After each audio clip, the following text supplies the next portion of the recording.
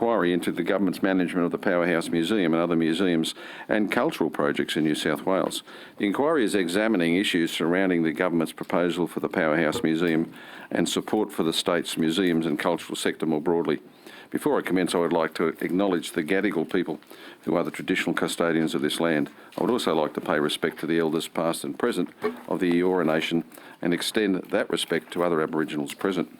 Today we'll be hearing evidence from various representatives of the New South Wales Government and the Heritage Council of New South Wales, the CFMEU and the Darug Strategic Management Group. Before we commence, I would like to make some brief comments about the procedures for today's hearings. Today's hearing is being broadcast live via the Parliament's website. A transcript of today's hearing will be placed on the committee's website when it becomes available. In accordance with broadcasting guidelines, media representatives are reminded that they must take responsibility for what they publish about the committee's proceedings. It is important to remember that parliamentary privilege does not apply to what witnesses may say outside of their evidence at the hearing, and so I urge witnesses to be careful about any comments you may make to the media or to others after you complete your evidence, as such comments would not be protected by parliamentary privilege if another person decided to take an action for defamation. The guidelines for broadcasts of proceedings are available from the Secretariat. All witnesses have the right to procedural fairness in accordance to the Procedural Fairness Resolution adopted by the House in 2018. There may be some questions that a witness would like to answer only if they had more time or with certain documents to hand. In these circumstances, witnesses are advised that they may take a question on notice and provide an answer within 21 days. I remind everyone here today that the committee hearings are not intended to provide a forum for people to make adverse reflections about others under the protection of parliamentary privilege. I therefore request that witnesses focus on the issues raised by the inquiry, terms of reference, and avoid naming individuals unnecessarily. Yeah. Unless you feel like it. Witnesses are advised that any messages should be delivered to the committee members through the committee staff. To aid the audibility of this hearing, may I remind both committee members and witnesses to speak into the microphones. I now welcome our first witnesses, Ms Havilah. I remind you that you do not need to be sworn, as you have already been sworn for this inquiry, and Mr Borger, I can see there on the screen. Please state your full name, position, title and agency, and swear either an oath or an affirmation. David Borger, Director at the Museum of Applied Arts and Sciences. I swear that the evidence now about to be given by me shall be the truth, the whole truth and nothing but the truth, so help me God. Thank you. Would either of you like to make a short opening statement? Mr Chair, I would. Okay, please proceed. Thank you. And I'd like to thank the committee for the opportunity to address you today. I'd also like to acknowledge the traditional owners, the Gadigal people, and thank elders past and present for allowing us to be here. I acknowledge the Museum of Applied Arts and Sciences Trustee, David Borger, for his leadership on the trust of the museum. Since I last appeared before the inquiry, the Trust, museum staff and I have been focused on delivering great outcomes for the communities of New South Wales. This has included the development and launch of new exhibitions, collections development and research as part of the ongoing work of the museum. Importantly, the museum with its partners, Create New South Wales and Infrastructure New South Wales, are delivering Powerhouse Parramatta, our new flagship museum, and the first New South Wales major cultural institution to be located in Western Sydney. The expansion of the museum's Discovery Centre in Castle Hill, which will deliver world-class collection facilities. The collection, relocation and digitisation project that is currently employing 124 staff to assess and digitise over 330,000 objects from our collection. I am proud of the progress that we have made with our partners across government on the delivery of these incredibly significant projects that will renew our institution and provide increased impact and benefit. Following the New South Wales Government's announcement on the 4th of July to retain and renew the Powerhouse Museum in Ultimo, Create Infrastructure has been leading the development of a business case for consideration of government later this year. Over August and September, the Powerhouse Museum with Create Infrastructure have been undertaking extensive community and stakeholder consultation to inform the development of the business case and the renewal of the museum in Ultimo. I'm very pleased to let you know that the consultation has had a strong and positive response from the community, including 6,000 social media engagements, 3,000 visits to the project website, 1,000 survey responses, and 250 webinar attendees. I would like to take this opportunity to thank the many Powerhouse Museum stakeholders and friends across the community that so generously have given up their time and articulated their future ambitions for our institution so passionately. Some of these stakeholder groups have included the incredible Powerhouse Museum volunteers, the many affiliated societies that are associated with the museum, the National Trust, the Powerhouse Museum Alliance, the Pyrmont Action Group, the City of Sydney, and the Greater Sydney Commission.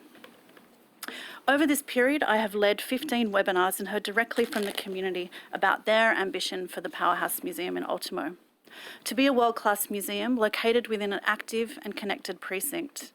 To be a museum that presents diverse programming, including short and long-term exhibitions that feature the museum's collections.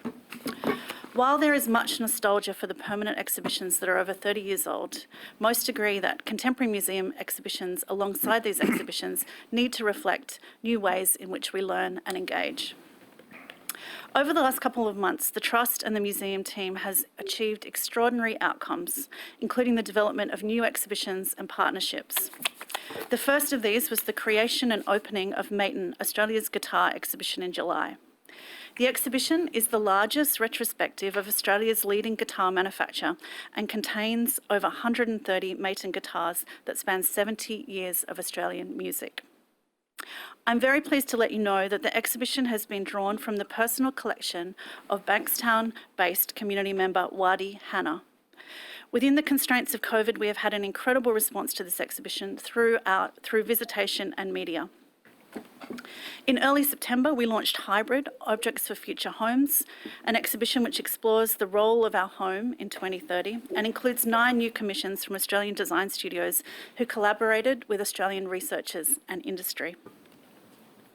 Also in December, we launched the exhibition Design for Life. This exhibition explores the central role of design in health and medical industry and examines the intersection between Australian science and design.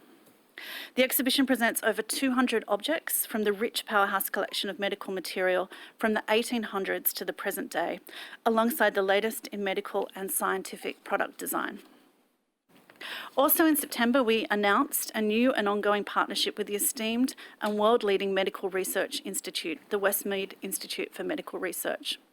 The partnership will support the Powerhouse Museum to build a collection that documents Australia's research response to the COVID-19 pandemic, with a focus on the work that's been undertaken at Westmead.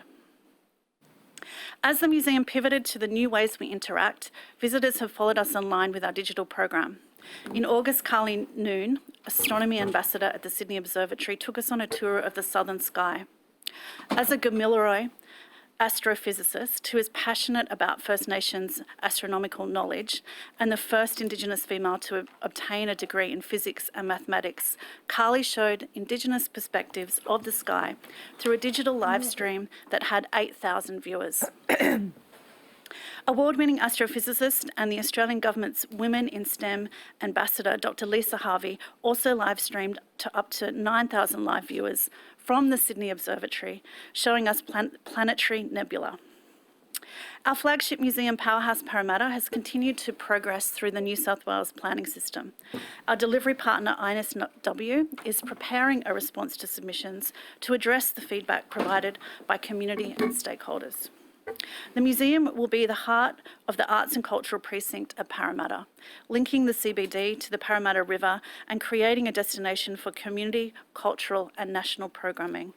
The museum's exhibition program will vastly increase access to the treasured Powerhouse collection, not just for the people of Sydney, but regional and remote New South Wales visitors and students, enabled by the unique accommodation for visiting students, scientists, researchers and industry leaders. Importantly, I would like to take this opportunity to thank the museum staff. Our staff have continued to produce outstanding exhibitions, acquisitions, digital engagement, as well as provide immense value to our renewal projects. It is the staff that come to work every day, bring their talent and professionalism that are the heart of our institution. For this, they have my ongoing respect and thanks. Thank you. Thank you. Mr. Borger? Oh, Yeah, look, I would just like to say that this inquiry, I think, has been ongoing for some time now, and I hope one of the things the inquiry understands is that the 2.2 million people that live in Western Sydney have been frankly deprived of access to the wonderful cultural collections of the state, the crown jewels, the amazing museums and galleries that are all located within about a kilometre of where the committee's sitting today. We're finding increasingly that Western Sydney residents are leading very busy lives with often both parents and large families working to pay off mortgages. They're amongst the longest commuters of any regional or sub-regional group in the country. And the opportunity to actually get out regularly and access these wonderful fine collections, museums and performance spaces in the Sydney CBD really is out of reach for many of them. So I sort of ask myself the question, why is it that people in Western Sydney pay taxes to go towards, this great cultural investments and don't get regular access to them? So this opportunity to build a new museum, frankly the largest museum in Australia on the banks of the Parramatta River, is a once-in-a-generation opportunity to give those new ambitious communities of Western Sydney access to arts, culture, design and technology, and I really hope the committee will support the government being able to do that. Thank you. Questions? thank you, Mr. Chair. Ms. Havilah, in your opening statement, you referred to webinars, consultations, 6,000, 3,000, 1,000 people responding to surveys. What was the overwhelming response to the consultations? What was the number one finding? Well, as I said in my statement, I led most of the webinars and I was present, so I was able to hear a lot of that feedback firsthand. A lot of the feedback that the overwhelming feeling that I got was that people love the museum, and there's a lot of people in the community that are very passionate about it. There was also a very strong sense across the community that the museum does need renewal, that while the museum has been much loved for generations, it does need investment into its renewal. There was also a lot of feeling and passion about the Powerhouse collection, and the community really want in the renewal an opportunity to engage more with the collection. So exhibitions that really focus on that, and exhibitions that are generated by the museum staff. One of the other things that came out, which I think is very relevant, was what has happened around the museum is the regions and the local area has changed very significantly. So those new precincts have developed around us, and there's new planning work to develop it even further. There's exciting developments like the new fish market, the International Convention Centre has come online, also Darling Harbour area has grown significantly. And I think the community see that there has been change around the museum, but no change within the museum. And I think we have a responsibility when thinking about the renewal to make a museum that is physically connected and responsive to the physical changes and the demographic changes that are happening around it. Did Willow Grove, the status of Willow Grove, come up in the consultations? I would have to take that on notice because I had lots of conversations. The focus was on Ultimo. There could have been a question, but I'd have to take that on notice. Are you familiar with the proposal or the suggestion from a group of Western Sydney business leaders this morning to relocate? One of the options is to relocate Willow Grove? Yes, I did read the story in the news this morning, and I'm aware of that suggestion. Yeah. Now, I think at a previous hearing, I asked a question to other witnesses about, is it feasible to actually move Willow Grove? Has Create New South Wales or Create Infrastructure looked at this proposal? If only we had a public servant sitting with who could answer that. Oh, maybe she could pass a note up to you. Well, save time. So I am the museum, the trust and the museum are very fortunate to be working closely with our delivery partner, Infrastructure New South Wales and Create New South Wales. They are preparing the response to submissions currently, and so that's an ongoing process and a matter for them. So, I guess what are the options that could occur for Willow Grove? So, correct me if I'm wrong. Smash it, destroy it, relocate it, build over it. What's the status? Has the state government explored those three options? So my role as the client, representing the client in the project, is to get the best outcome for the museum. So the matter of Willow Grove is a matter for our delivery partner, NSW, and so I would ask that you refer that question to our delivery agency. Okay, but you, as the person in charge as the chief executive of the Powerhouse Museum, you must have a view on Willow Grove. What is your position? Do you want it to be destroyed, relocated, or built over the top of? Or preserved. Or preserved. Yes, 4 options. Chair, I'll be able to perhaps answer as a director of the museum. Yeah, I would. Mr. Borger, would you please jump in? Yeah, look, I'm as a director of the museum who wants to see this project actually occur and be successful. Willow Grove is a lovely old home. It's had an interesting history. It's listed on the local register. It's not listed on the state register. It's not a particularly significant or unique building. In fact, it's a pattern book Victorian Italianate house that's had significant and substantial change. I know the committee's recently visited there. Willow Grove sits in the very centre of the site, and if you can imagine the scale of museum buildings that have been proposed there, these are significant, enormous spaces, and a building like Willow Grove needs to be given, obviously, context. At the moment, it sits next to what I think is a 12-storey GE commercial office building. That's true. And also right next door to the largest building in Western Sydney, the 52-storey Harry Treguboff Meriton apartment buildings. So if we're thinking about context for a Victorian Italianate building, I could think of no better place for that building to be located and restored, but in the grounds of the old Cumberland Hospital in North Parramatta, which has a suite of heritage buildings that cover, in fact, the full breadth of Australian architectural history.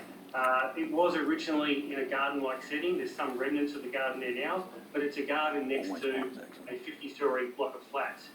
If it were in North Parramatta, it would actually have room to breathe, it would have context, it could be restored, and it could have a community use. I think that would actually be a win for the people that love Willow Grove and local heritage and history, but also a win for all those kids in Western Sydney that are looking for the inspiration that their first real museum would provide. Have you visited Willow Grove, Mr. Borger? Have you gone onto the site? I've gone onto the site, yes. There's been some community festivals held there, and some nice tacos that I remember. Have you? Are you aware of the history of it? In that the person who built it was actually a prominent female business owner in Parramatta, and that social significance of the site? Oh yes, and I'm also aware that it was a sort of maternity hospital for some time, which is wonderful. I mean, it's got a rich history. We don't save we're all born in a hospital somewhere. We're not saving every hospital for heritage listing, but I do think it's a significant building, and I think the solution that the community group, which I understand is very broad, it consists of multicultural groups, migrant groups, Aboriginal groups, business groups, arts groups, very diverse across Western Sydney. They are strongly supporting the preservation and conservation of this building in another location. Have you got any heritage study? Do you know of a credible heritage consultant who supports the tearing down of Willow Grove from its current site and moving to a site to an unrelated site? Have you got a heritage consultant or a heritage report that supports that? Well, I think the most important heritage consultant is the Heritage Council of New South Wales, and my understanding is that the level of significance on this building is actually relatively low. It's a locally listed building, and there are many people in the heritage community that I think would say that it's not a building that you would necessarily preserve. Now, there's a community view that says let's preserve it, and I respect that, and I think there's a way of doing it. A good thing. Well, name I it. don't think you can bring the Heritage Council of New South Wales opinion to the table unless you can point to me to a report that says they support your proposal to tear down Willow Grove from its current site and move it. Are you saying the Heritage Council of New South Wales supports your proposal? Oh, look, I've spoken to architects, I've spoken to people with great heritage knowledge who With all due respect, Mr. Borger, that wasn't my question. I'll take a point of order. Like, this started with the Honourable Walt Secord asking for an opinion as to the alternatives. And then Mr. Shoebridge jumped in, And then not Mr. allowing me. Shoebridge jumped in. Not Now allowing me. Mr. Shoebridge, having jumped in, is jumping over the witness as the witness is starting to answer. So, Well, he's look, not answering. But look, anyhow. if it turns into a complete kerfuffle, that's fine. I don't think that's really my job. But it seems to me, Mr. Secord had the floor, but if Mr. Secord is now yielding it, No, I'm not. Mr. Shoebridge should at least give the witness No, we the didn't opportunity actually. to answer. David just jumped in. No, we didn't. Mr. Borger, can I return back to? No. I'll take that as no. I'll take that as no. Mr. Borger, can we return back to, so you seem to be quite knowledgeable and have some knowledge of the proposal to relocate Willow Grove to the female factory / Cumberland site. How advanced or how much exploration has occurred on this possibility? Well, look, I think it's an idea that's certainly been discussed. I've discussed it. The community groups have discussed it, it's not actually a new thing. The movement of heritage buildings has happened actually in Parramatta before. One of the oldest defence sites in Australia is Lancer Barracks, right near the station. And in the 1960s, the community of Parramatta picked up a building called Linden House, a sandstone building, stone by stone, and relocated it. The King's School has had a number of locations. It's had 3 locations, and the second location, which was a wonderful site, which is now owned by the New South Wales government, I think also in the 1960s, the Sandstone Chapel was relocated. It was a building that was significant. The school community loved it, and they moved it up to their new site up the road. So it's not that it's an uncommon thing to move a cherished building as a city grows, like Parramatta. I mean, one of the most successful second CBDs in the country. Now, Mr. Borger, what about there's now a community-based campaign because of flood concerns of the site the government has selected to move the museum to the female factory site. What have you done any work on moving it to the female factory? Yeah. So I think there certainly is a proposal. I've looked at the proposal. It's a bit like a school assignment. It's very good. But really, the idea of moving the largest museum in Australia with the biggest floor plates, we're talking about 6-story high floor-to-height ceiling limits in spaces that can fit 3,000 people, taking those enormous objects and moving them down to a precinct that contains 40-odd heritage, colonial, institutional properties is bizarre. I don't think they're talking about moving the Powerhouse Museum. I think they're talking about a completely different concept and a different idea. There's no way that you could put a building of that scale, the largest museum in Australia, in an entire heritage precinct. Mr. Borger, you're on the board. What is the target date for the beginning of construction for Parramatta? Now, I think it was promised in February 2015, so we're now getting up to almost 6 years.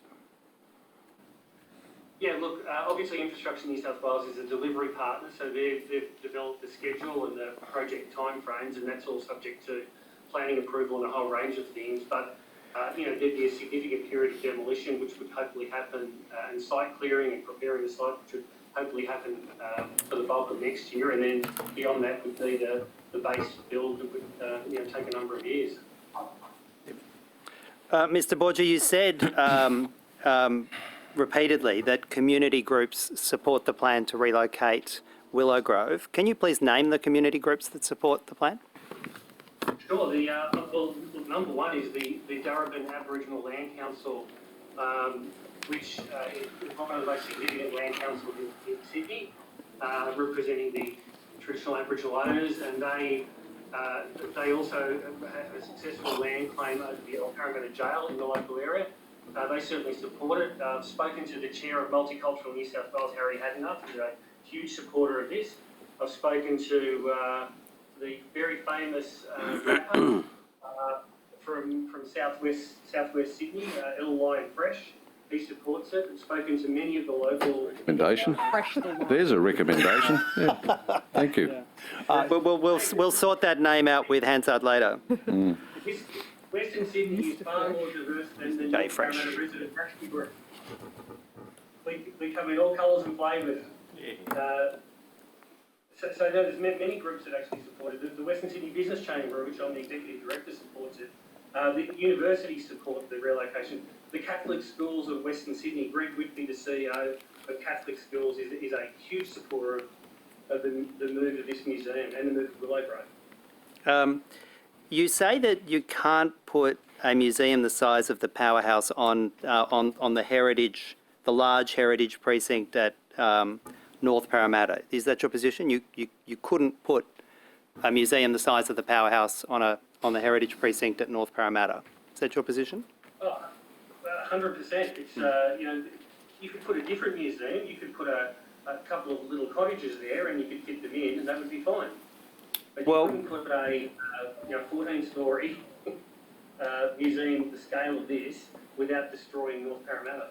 Well, I think we'd all agree that the current museum, which is of a very similar size to the proposed new museum, fits extremely well on a much smaller, much more constrained heritage site in Ultimo.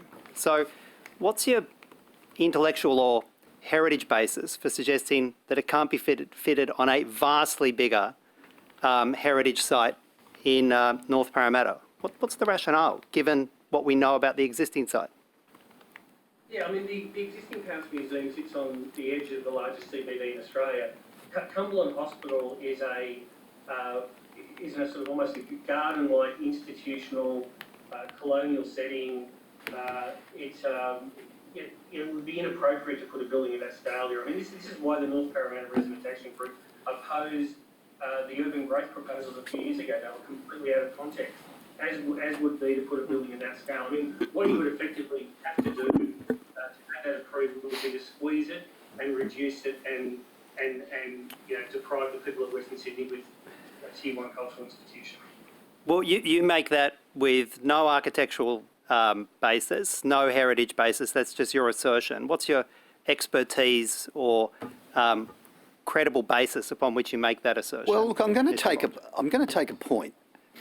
Some of these questions are tinged with offensive innuendo. This witness has come along. He's got a position which is different from Mr. Shoebridge. That's fine. But the questions don't have to be framed in a way which is offensive. Well, there's no objection. Well, there is. I'm taking the point of order on that basis. If one looks at the, Mr. Borger can answer the questions as he sees fit or not. Of course he can, but he should be treated with a degree of courtesy. Well, I don't detect the degree of lack of courtesy. I haven't heard any name calling going on. Mr. Borger, I'm happy to break it down. You don't have any architectural expertise to found this opinion, correct? Well, I wasn't invited here as the heritage architect. I was invited here as the director of the museum who has opinions. My opinion is that North Parramatta is one of the most contiguous, intact historic precincts in Sydney, frankly.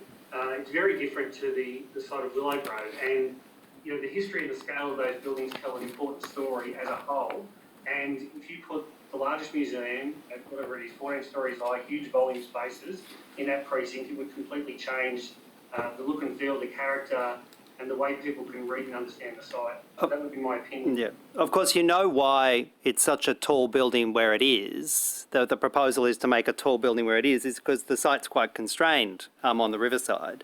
And nobody, are you aware of anybody who's suggested that it would be appropriate if you were relocating it to Fleet Street to make it a 14-storey building?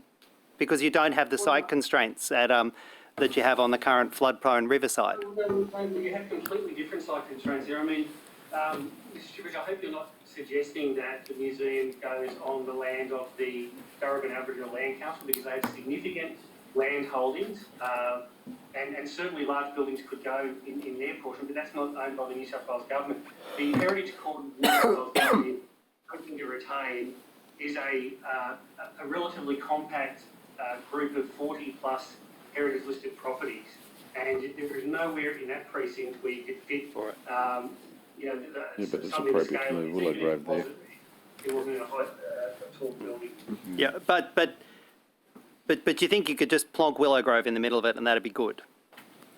Is that your view?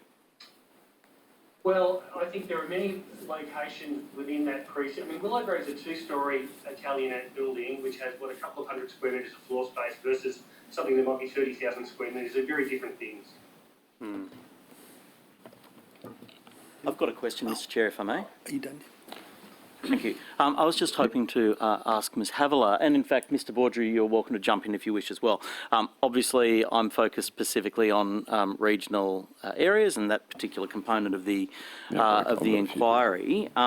Can you talk us through what opportunities you see that the Powerhouse Parramatta will actually present for regional engagement, particularly for regional students? Sure. Thank you for that question. The Powerhouse in Parramatta will feature a program that we're developing called the Academy, and that will have 60-bed accommodation that will be focused on supporting an immersive STEM education program that will support over 10,000 regional and remote New South Wales students engaging with STEM education every year at the museum. As you know, there's over 190,000 regional remote students across New South Wales, and this program will really give them direct access to a major cultural institution, but it will also give them direct access to engage with scientists, leaders in the field, a whole range of programs, including an agricultural science program that we're developing that will connect not only with industry leaders, but with our collection, including the Samuel Marsden Wool collection. It'll connect them with advanced manufacturing, also directly with Westmead Research Institute. It'll connect them with engineering through Western Sydney University, artificial intelligence, connecting them with opportunities for new jobs. And one of the things that I strongly believe in is that as a young person and as a person who grew up in regional New South Wales, you can't actually be it until you see it. And so that direct connection for a young person with an industry leader in the field of science and technology can be incredibly transformative for young people. And so we're really focused on working closely with the Department of Education and a whole range of other industry partners to create something very special for Parramatta, but also to bring in 10,000 regional and remote students into Parramatta every year to give them a broader experience of Western Sydney as well. And I really think that that will provide new pathways for young people into science and technology jobs and future jobs, which I think is an important role for the museum, not just to create museum exhibitions, but to actually contribute to developing or connecting some of those employment and learning pathways. So how will it actually work? Is it a matter of build it and they will come, or have there been pathways established? Are there subsidies given for regional students in order to be able to access, or how will it actually work to get them into there? The program is very much in development, so we're working with we've actually been meeting with principals of schools across Parramatta, and we're developing a advisory committee of teachers and principals from across New South Wales who will advise on the program. But essentially we'll be able to bring in 2 classes at any one time, where the students might stay for a week, and there would be a bespoke learning program developed for each of them as they come in, but developed very much in collaboration with teachers and schools. That's awesome. Thank you. Thanks. Can I ask a question? Maybe. Oh, no, you go. Yeah. Ms. Havilah, do you have since the announcement on the 4th of July of the retention of the Powerhouse building itself, do you have a conservation management plan for the whole of the Ultimo site now, updated? Not updated, no. Do you have one at all? I'll have to take that on notice in terms of the status of that. So there is no plan for conservation of the old building? No. We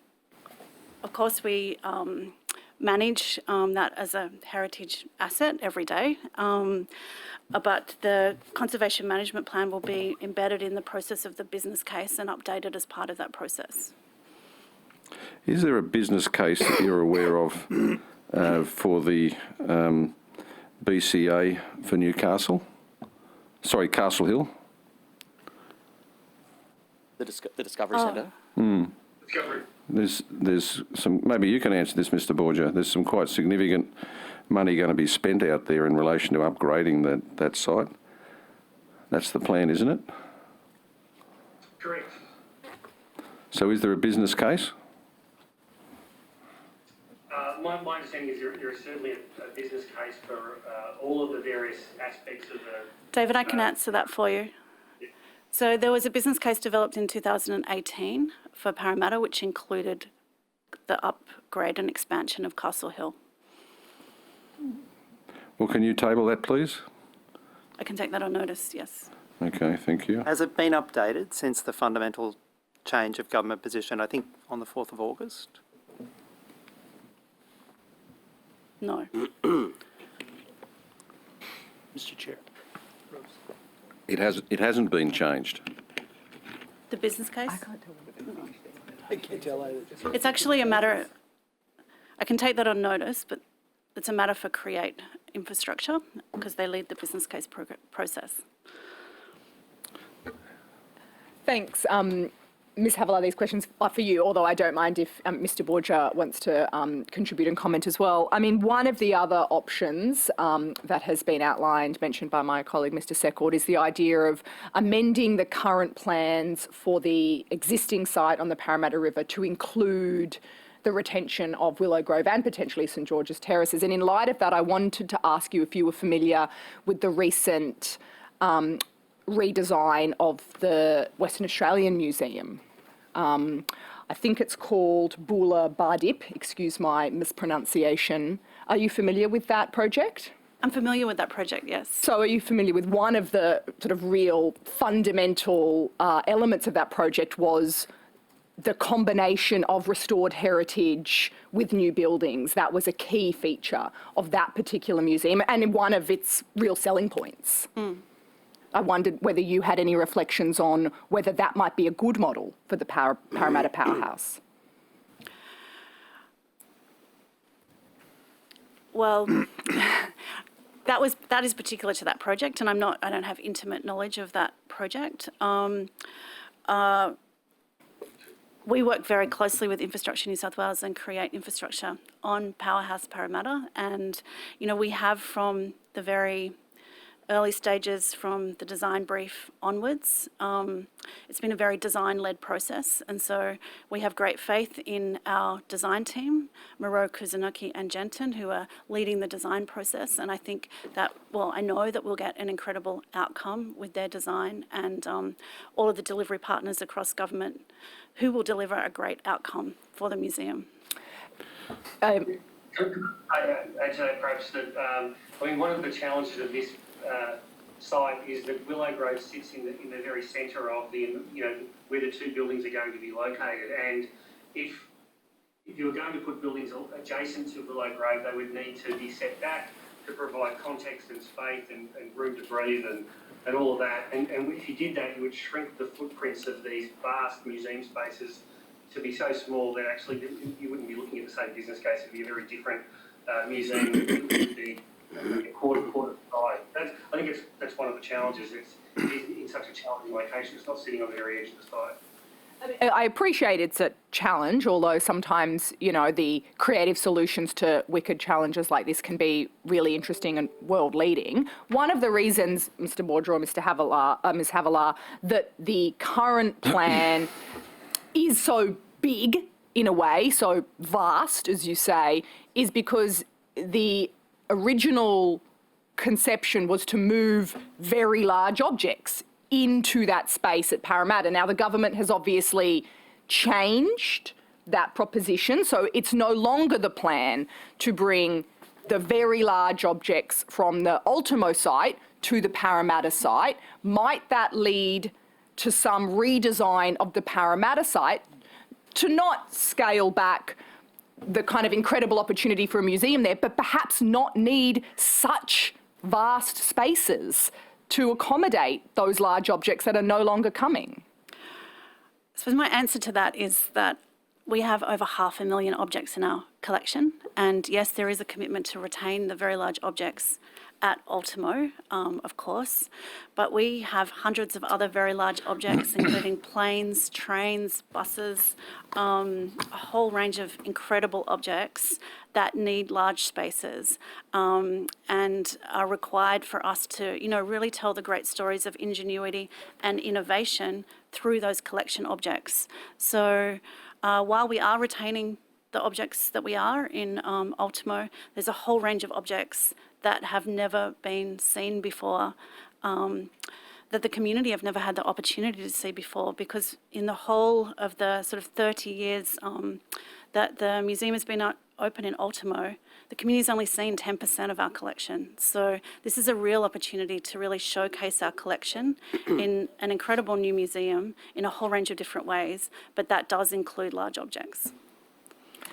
Yes, I mean, I suppose, Mr. Borger, you talked a lot about the different sort of sites in a way, the fact that the current Cumberland Hospital site has a lot of pre-existing heritage, and in a way, your opinion was that that would be a good site for Willow Grove to be located. And I guess my proposition is based not only on the incredibly successful experience in Western Australia, but a range of other, innovative city design projects, is actually, as opposed to putting all of the heritage in one place and all of the new in another place and sort of separating them, that integrating old and new, telling that story in the one place can be a really interesting and dynamic way to tell those stories, as opposed to separating them. So I just sort of wondered why you think that you couldn't combine that old and new in some way on the same site. Yeah, I mean, look, you certainly could. You could keep Willow Grove, but if you did, you would be looking at a completely new business case, a new museum, and frankly something that I think would shortchange the people of Western Sydney in terms of its scale and ambition. I think the other interesting point is that all the evidence around the world seems to suggest that museums and galleries and performance spaces that are located in sort of dense city centres with great pedestrian and public transport connections, they seem to perform better than places that are off to one side. There's a museum in Melbourne, which is just outside the city centre. My understanding is the catchment is not brilliant, but you get a place like the museum, the Victorian Library, it's just busy 24/7. It's connected, and so I think the location is fantastic. And if you want it to be the beating heart of the city, and at the heart of everything the city does, it's a great place to locate it. Just one more question, and then I'll pass back to my colleagues. I wondered if you, either Ms. Havilah or Mr. Borger, were familiar with the evidence that this committee received on the 21st of August from Stephen Molino from Molino Stewart, or John McIntosh from Water Solutions, about the flood risk on the current site. Are either of you familiar with that evidence? Yes. Do you have any response to that? Because my summation of that was we had two pretty experienced, independent natural hazard experts who were speaking really just from their own expertise, the work that they had done, that were identifying some pretty major risks, pretty serious risks with the current site in terms of the flooding. And I know that we've talked about this before, but their evidence, I think, was quite compelling and does require a response, because anyone reading that, I think, would be left with some really serious questions about the risks, both to the building but also to potential patrons in the building in light of a flooding event. So I feel completely confident that our delivery partner, NSW, with the design team, Miro Kuzunoki Jensen, and Arup, who are world-leading engineers, will ensure that there is absolutely no risk at all to human life or to the museum if there's a flood event. Mr. Chair. Yes, others may want to jump in on this. Yep, go. What do you base, you just made a statement where you said that you were confident. What do you base that on? Sorry, Rose. Like, what do you, I base that on Assumed others may jump in.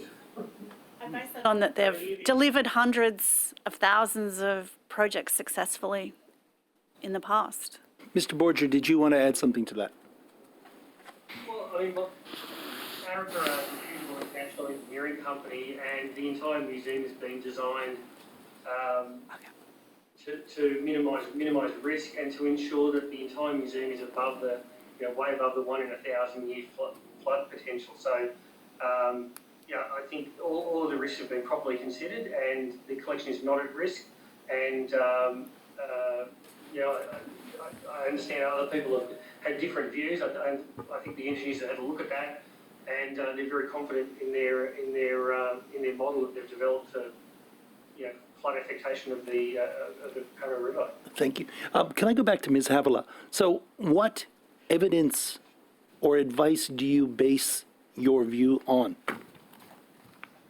You said you were very confident that there will be no risk to human life. That is a bold statement. What do you base that on? Well, I have complete confidence in our delivery partner, Infrastructure New South Wales, who are currently completing the response to submissions at the moment. Have you sought clarification or advice from them on that? Or did you simply just say, accept? What did you base this conclusion on? Faith or knowledge? Well, she's already said that she trusts Infrastructure New South Wales and they're completing their analysis of these issues. She can I'm not an let the engineer. witness I'm not an respond. engineer. My job is to represent to get the best outcome for the museum, and Infrastructure New South Wales is the lead agency that is delivering the project. But Ms. Havilah, they came up with the original design, which has now been seen by the most credible floodplain risk consultants for Parramatta. And the original design, created by these people you have great faith in, has been heavily criticised by the most credible flood risk consultants for Parramatta. Does that not affect your faith? So, point of order, Mr. Chair.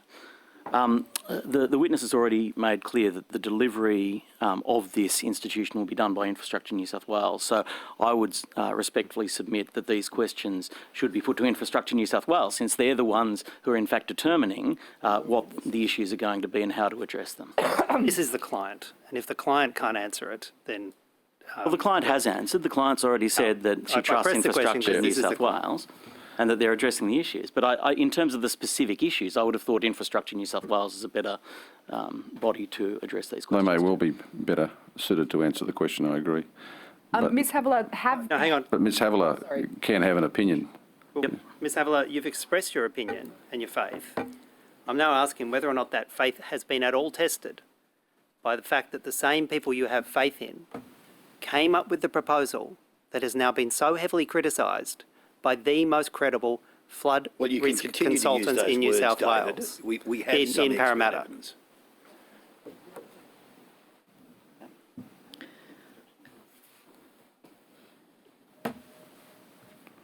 So Has that at all rattled your faith?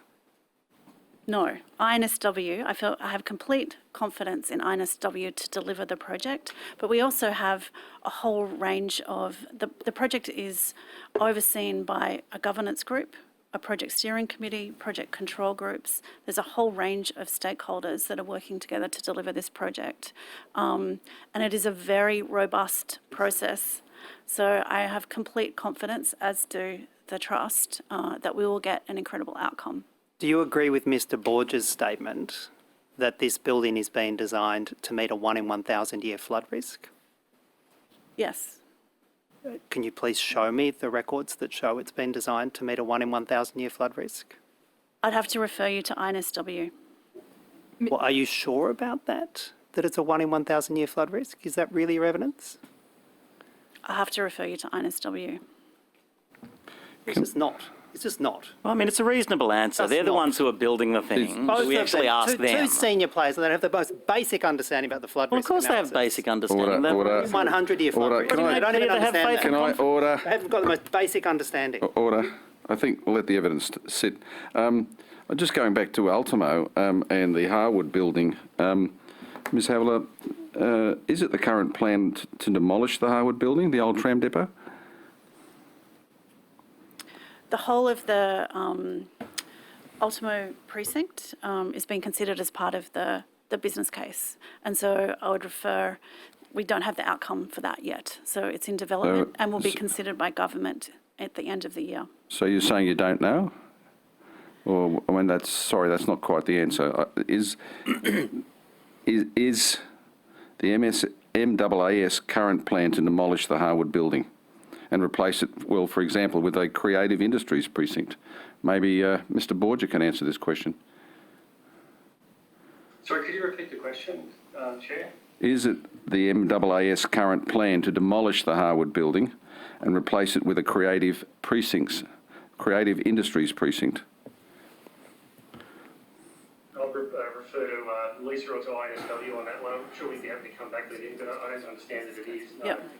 The Create, I'll just refer you to the business case that's currently being developed by Create New South Wales. And so that business case will go to government at the end of this year. So you don't, in other words, you're saying you don't know what the plan is for the Harwood building? Ms. Havilah, I don't know. you The must, business case is being developed. Ms. Havilah, you That must issue, I have, presume, is being considered in the business case. you must have a view or a submission as part of as the chief executive on the retention of the Harwood building. You must have a view. I'm working closely with government. Okay, well then the government must have given you an Well, I think Ms indication. Havilah was maybe going to add some more about her view. Oh, maybe you'd like to ask a Well, I question think when your turn I comes. think we cut her off halfway through.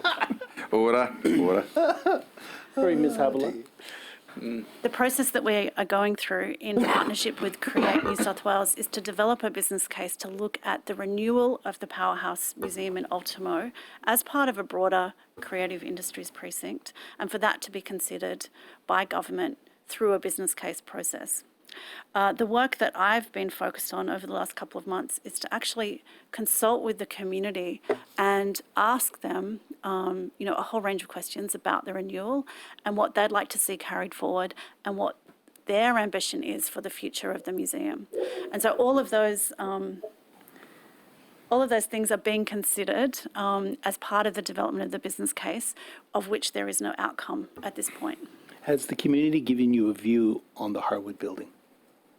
There's been a range of views on the built form of the museum, on the Harwood building, on the circulation spaces in the museum, the experience for visitors. So there's been a very wide range of views for the whole precinct and for the museum. Can I take you back to, in your submission, you make reference to the architectural team of Moreau, Kursnoki, and I think it's Glenton. Genton. Genton, sorry. Has the government asked or changed or modified the design that they've put to the architectural firms?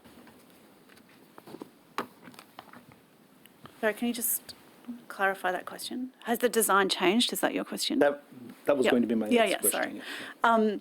So currently, Infrastructure New South Wales are developing the response to submissions. And so there may be modifications as part of that outcome. Have there been requests for changes since the original decision was made on the architectural firm?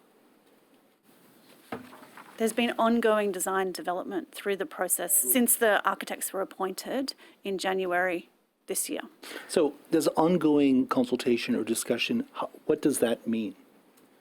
Does that mean we'll put in stairs, we'll do this? What does that mean? Does that mean Design development. Yeah, what does that mean? It means that there's been close collaboration between the museum as the client, Create New South Wales as the sponsor, and Infrastructure New South Wales on the ongoing design development of the museum.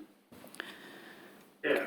Which includes where the stairs go, where the front door is, Yes. all of those things. Yeah. Borger? I was going to say that the fundamental design concept hasn't changed. The vision that was presented from the award-winning architectural competition is exactly the same. There's been small modifications and changes as different things are tested, including materials. But the basic fact of there being 2 building modules, studio, rooftop garden, this exoskeleton building that takes the load to allow these enormous spaces. I mean, that's all very consistent with the award-winning proposal. Ms. Havilah, going back to the significance of the Harwood building, you would have read the Heritage Council's minutes and assessment of the current heritage listing for the Ultimo site. You'd be familiar with that? Yes. Well, you'd be aware that they said, in part, the submissions indicated that there may be significance in associated buildings, bracket RAN, Harwood, into brackets, and specifically associated collections, steam and transport elements, and these need to be investigated. Until that happens, the Heritage Council cannot make a determination on likely significance of the rest of the site, but will foreshadow to the Minister that investigation may result in an expansion of curtilage and possibly significance. Given the Heritage Council said that the heritage significance of both the RAN and Harwood buildings need to be investigated, have you commenced those investigations? Yeah, so we're working closely with Create Infrastructure on the development of the business case, and we're undertaking community consultation. We're looking at a whole range of different aspects of the precinct and the museum building and the Harwood building as part of the development of that business case. But before you develop a business case, you need to understand the heritage significance of the current site. Otherwise, it looks like you're developing your heritage response in order to meet the commercial imperatives of your business case. And that would look deeply conflicted, wouldn't it, Ms. Havilah? I would refer you to Create Infrastructure on the business case development, but we are following, the normal process of business case development. We're a stakeholder in that. Well, I would suggest to you, and you can tell me if you think I'm wrong, that before you develop a business case, one of the key things you should do with a critical heritage site is understand the heritage constraints before you start your business case. You disagree with that, do you? It's not a matter for me. It's a Create Infrastructure issue. You and the board are the custodians of this important heritage site. You're the current owners. What are you doing to protect it? Mr. Chair, I'd also note that we're sort of... Yeah, we at that started time. about I know we started a couple of 3 minutes minutes late, Yeah. 4 minutes late, so I'm just No, in case you want to ask any more questions. Thank you. I can raise other matters of Ms. regional significance. Ms. Havilah, what are you, as the custodian, doing You to told me that protect half an it? hour ago. So we only have had the announcement from government on the 4th of July. So we've only just started the process of the business case. So of course we take the heritage of the museum and that building and that site incredibly seriously. As I said before, we will be integrating our conservation management plan into that process. So yes, we do take it seriously and it is being considered. But you can't identify a current conservation management plan, you can't point to it. That seems to me to be at odds with your statement that you take the heritage seriously, Ms. Havilah. Do you agree or disagree? If you haven't even got a current conservation management plan you can point to. Well, with respect, that wasn't Mr. Shoebridge what her evidence was. It was that she would take that on notice. Ms. Havilah, you're the CEO. Major developments are happening. The first thing you look to is your conservation management plan and you can't even find it. That doesn't look like somebody who takes heritage seriously. Well, once Ms. Havilah, does again, it? that is not the evidence that she gave, Mr. Shoebridge. Ms. Havilah can give evidence, not you. Well, you seem to spend a lot of time making Yeah, statements as exactly. opposed to asking And questions. pontificating. Ms. Havilah, Order. you want us to accept that you take heritage seriously and you can't identify the conservation management plan. Please square that circle.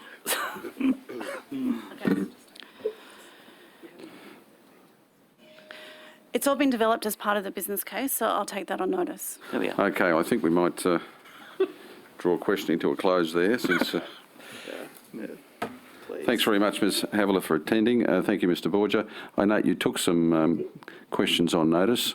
The committee has resolved that answers to questions on notice will be returned within 21 days and the Secretariat will be in contact with you in relation to those questions you've taken on notice. Thank you very much for coming. You're in such a good mood.